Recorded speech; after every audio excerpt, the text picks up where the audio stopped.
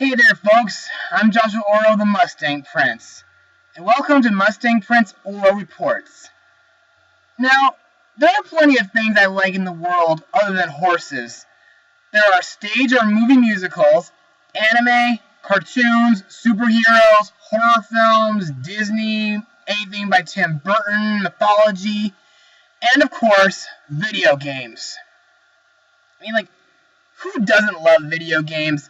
No matter what console you play them on, like the PS3, Xbox 360, or Wii, the handheld ones like the Nintendo 3DS, or the coin arcade systems, video games are always fun no matter what. Some of the games are so awesome that folks might want to see a movie based on them, but sadly, like what they do with cartoons, the folks in Hollywood have a hard time getting it right. Even if Disney is going on an okay track with films like Tron in 1982 and Wreck-It Ralph in 2012, also Spy Kids 3D Game Over was a great video game film from 2003. However, the film I'll be looking at today is a new film which involves video games. But is it any good to me, or does it flat out suck like most of the other ones outside of Disney?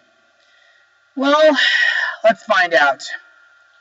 Released on July 24th, 2015, the movie is Pixels. Now, let's get started. When aliens intercept video feeds of classic arcade games and misinterpret them as a declaration of war, they attack Earth using the games as models. Knowing that he must employ a similar strategy, President Will Cooper recruits his childhood pal, former video game champ, and home theater installer Sam Brenner to lead a team of old-school arcade players and a military specialist to save the planet. So, what are my thoughts on this movie? Well, a few of my viewers are going to hate me for saying this, but I pretty much enjoyed this film. But in order to explain why, I'll move on to Mustang Notes and I'll tell you.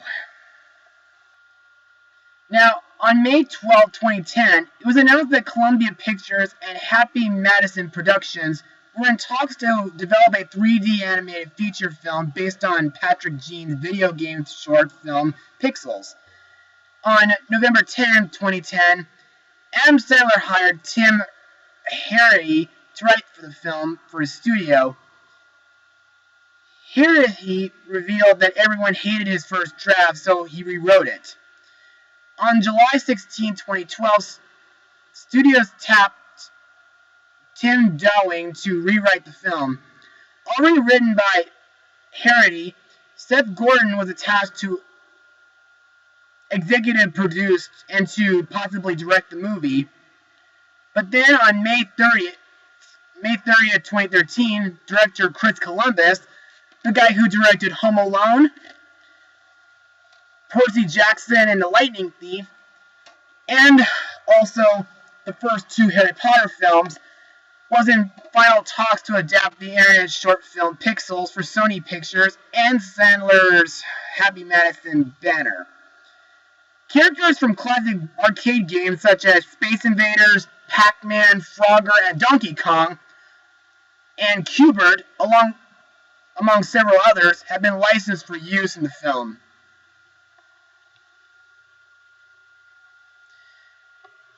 There were originally plans to include a scene where the Great Wall of China was damaged, but the concept was removed from the script in hopes to improve the film's chances of being in the Chinese market.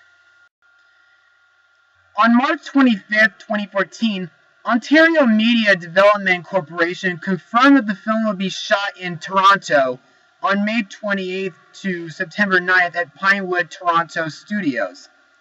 While principal photography on the film commenced in Toronto, Ontario in June 2nd, 2014, using downtown streets decorated to resemble New York City.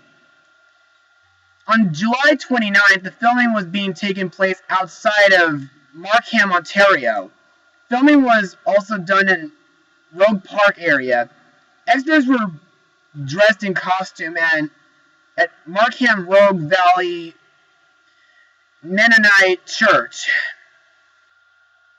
The Ontario government buildings were doubled to transform into a federal office building in Washington. Actors were aiming at aliens, which could not have been seen, but were added later with CGI.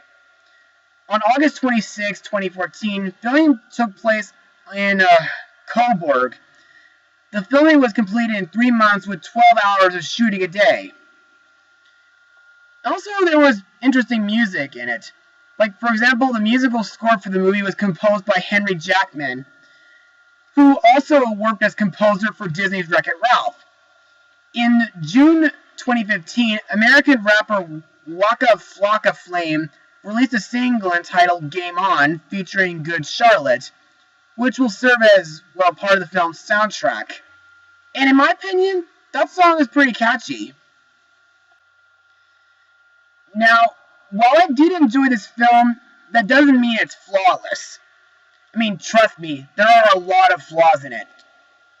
However, the things I did enjoy about it, other than seeing the video game creatures running amok, are the certain locations the arcaders went to, like London, New York City, and Washington, D.C.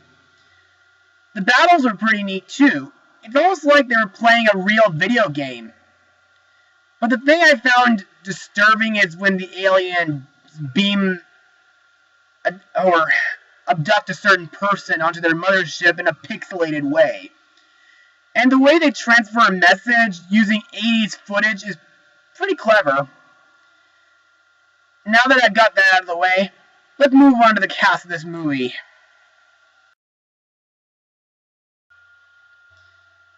The leader of the Arcaders, Sam Brenner, is played by Adam Sandler. Now, Sam is a former 1980s Pac-Man video game champion.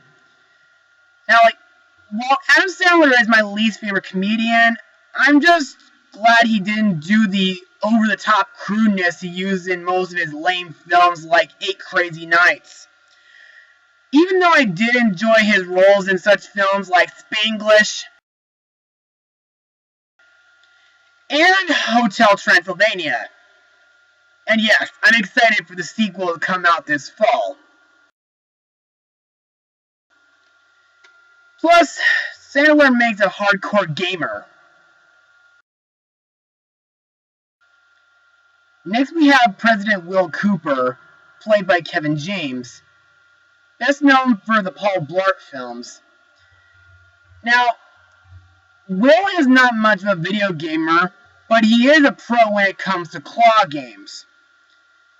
Plus, he doesn't like anyone to sit in his chair except for himself. Thank God I sat in a copy of his chair at the White House gift shop in Washington, D.C. last summer. But anyway, President Cooper is still a fun character anyway.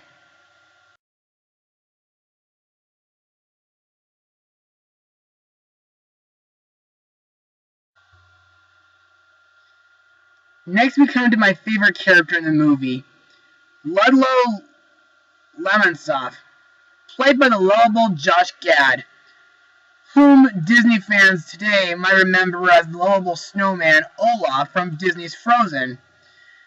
Ludlow is a conspiracy theory-obsessed sad Seggy genius with really bad social skills.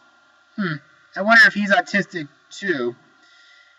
Anyway, unlike the rest of the group, he was a kid in the 1980s. This guy was a lot of fun.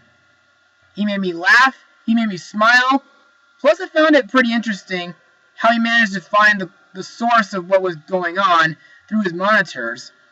However, he was a bit delusional when he has a crush on a hot female video game warrior.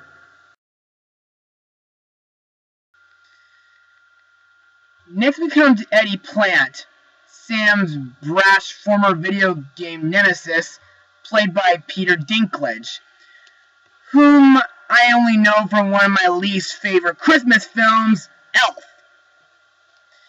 Now, this character's physical appearance and personality is styled after real-life Pac-Man and Donkey Kong champion Billy Mitchell.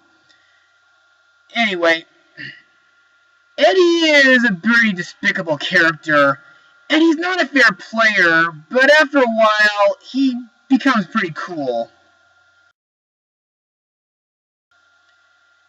And lastly, we have Lieutenant Colonel Violet Van Patten, played by Michelle Monaghan. She's a unique weapons developer and specialist for the military. The thing I find interesting about her is how she studies the invaders and what she invents to fight back at them, like light shooters and ghost cars. And now it's time for my final words. Overall, Pixels isn't that bad of a movie, but it's not all perfect or a masterpiece. While I do like the certain video game creatures or battles, there were still some issues. Some parts were silly, embarrassing, or unnecessary, but I'm still glad it didn't have that much adult humor like in most Adam Sandler films. The rest of the acting is okay and pretty hardcore. Still, if any of you guys are video game fans, then you should at least give this movie a chance. As for my final rating, I'll give this film a 72% out of 100. Well, that's it for today's episode, folks. Be sure to join me in August for my next episode, while I find a way to get rid of my evil twin, Anti-Josh. Mustang Power!